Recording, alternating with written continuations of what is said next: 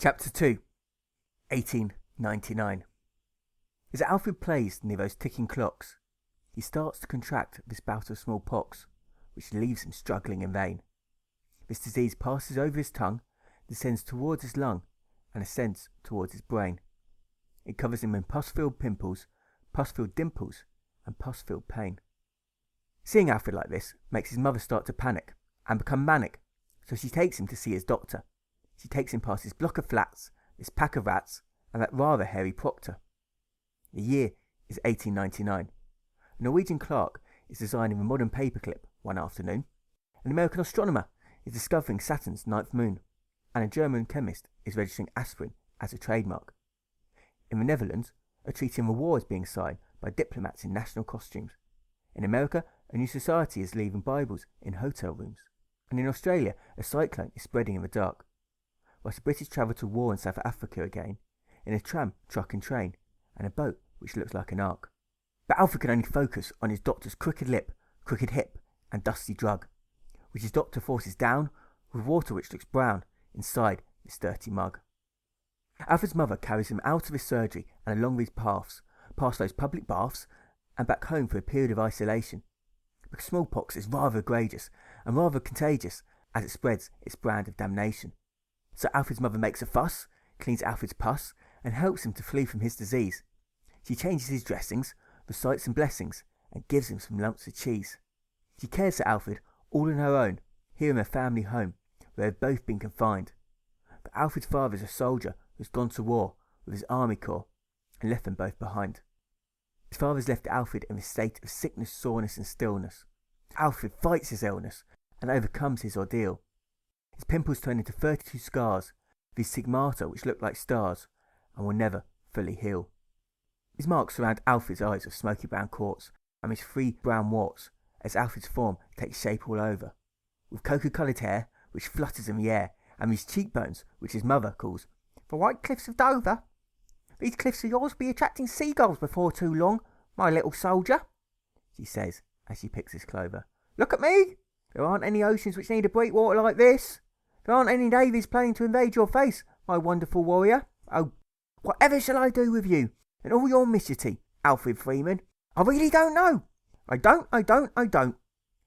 Alfred's mother is referring to Alfred's habit of stacking things up in piles, whilst he skips, shimmies and smiles, as his character also takes shape, as he scrambles up climbing frames, plays infantile games, and gets into many a scrape. As the only child in a house without a dad, Alfred's presence stops his mother from going mad, and so she coddles him more than is the norm. She takes him to the countryside and to the seaside when it is windy and when it is warm. She makes him Play-Doh and puts on a puppet show to give him stimulation. She reads to him, takes him to swim, and sings without cessation. She takes Alfred to see his billowy trees, who spend each winter losing their leaves, only to grow them back the summer after. And she rocks him on her knees and gives his cheeks a squeeze, which leaves him in fits of childish laughter. So an appeal for Saturn and Jupiter's children in this Futilian section inspires her to take Alfred in a whole new direction, past his workmen with noisy drills, past this boy who waves his stake, this lock, lagoon and lake, in those Teutonic looking mills, this rabbit who is caught in a trap, this goat herd who is taking a nap, in that row of giddy hills. They arrive at his farmhouse, which is surrounded by brown wheat, brown peat, a brown awning and a brown deck, where they meet this receptionist who has rings on her fists, bangles on her wrists, and chains all around her neck. Do you know who I am? She asks with a jiggle. Yes, Alfred replies with a giggle. You are Akaria! Teacher, Akaria! The receptionist closes her turquoise eyes, lifts her chin towards the skies, and starts to glow.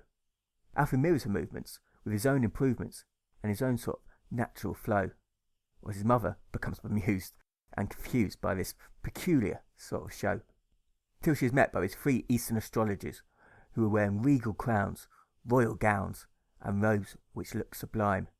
These men were inspired when Jupiter and Saturn aligned, to search and find the children who were born at that time. They take Alfred into this room, which contains this broom and those dusty bottles of wine. We are going to show you 2 items together, this tall astrologer begins to chime, and all you have to do is point to the one which you prefer. Alfred picks these prayer beads in woody tones, ahead of that necklace made from precious stones, precious gems, and precious pearls. He picks this ancient wooden drum, ahead of that trumpet made from golden crumb, golden buttons, and golden curls. And he picks his ascetic's cane, ahead of that staff from a tyrant's reign, which was used to beat little girls. He puts the beads around his neck whilst he sucks his thumb. He takes a happy beat on this ancient drum, and he points his stick up at the sun, before he chooses between battered flasks, decorative masks, and bronze bells, scented soaps, woven ropes, and seashells. Without any obvious explanation, the astrologers always respond with veneration, contented eyes, and contented smiles, until Alfred chooses one watch above another when he is reunited with his mother, who is unaware of his secretive trials. This red-headed astrologer gives her the gold which Alfred chose, whilst he brushed his clothes and rejected some silver coils. This tall astrologer gives her frankincense which Alfred chose, whilst he scratched his nose and rejected some scented oils. And this bald astrologer gives her the myrrh which Alfred chose, whilst he smelled a rose and rejected some stolen spoils. "You have a very special child," he says, whilst he rubs his lumps, bumps, and boils. "He's destined to either become a mighty soldier who will rule from north to south and east to west, or a great teacher who will enlighten humankind. If you allow him to walk his own path through life, he'll bring you untold joy, honour, and glory. If you stand in his way, he'll bring you untold sorrow, suffering, and pain." Alfred's mother lifts her chin upwards, pulls her shoulders backwards, and blushes with maternal pride, before the tall astrologer gives her this garment with this ancient parchment folded up inside.